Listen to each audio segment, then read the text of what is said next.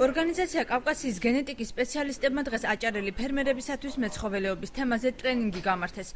Როგორ გავაუმჯობესოთ შინაური პირუტყვების ჯიშები ხელოვნური განაყოფიერების გამოყენებით, რა მნიშვნელობა აქვს ნოვაციის პრაქტიკაში დანერგვას, როგორ გამოვკვებოთ საქონელის სწორად და რა ჯიშებზე უნდა გაკეთდეს აქცენტი, რომ მოერგოს მაღალმთიანი აჭარის კლიმატს. ეს და სხვა მსგავსი საკითხები დღეს ტრენინგის მთავარ თემას წარმოადგენდა.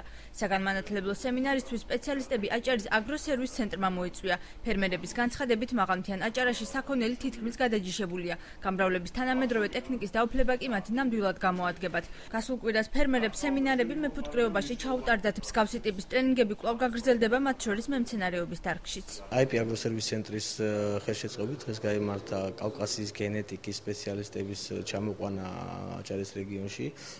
თემები არის მეცხოველეობასთან დაკავშირებით, კერძოდ ხელოვნური განაყოფიერების მნიშვნელობა, სწორი კვების მნიშვნელობა.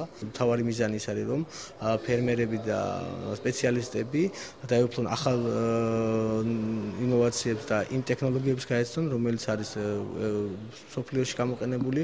მოგეხსენებათ, რომ ყოველდღურად ხდება განახლება. მონდომებულია ეკაცში, რომ ეს დარგი განვითარდა და ჩვენ მაღალმთიანეთში ხალხმა სული ამეითქვას და იმ პატარა უპროდუქტიულო პირუტყვი მოიშოროს თავიდან და განაყოფიერება კარგი ჯიშობრივი მონაცემების მიხედვით არსებული პირუტყვი მაღალი წველადობით, მაღალი ცხიმიანობით, მაღალი შეხორცებით შეიძლება ისეთი პირუტყვების შეჯვარება, რომელიც ჩვენ კლიმატს აიტანს, მაღალმთიან პირობებში გამძლეობა ექნება, იმუნიტეტი ექნება დამატების მიმართ და ასეთი პირუტყვებისთვის ზედმიწევნით სასარგებლოა ეს სემინარი.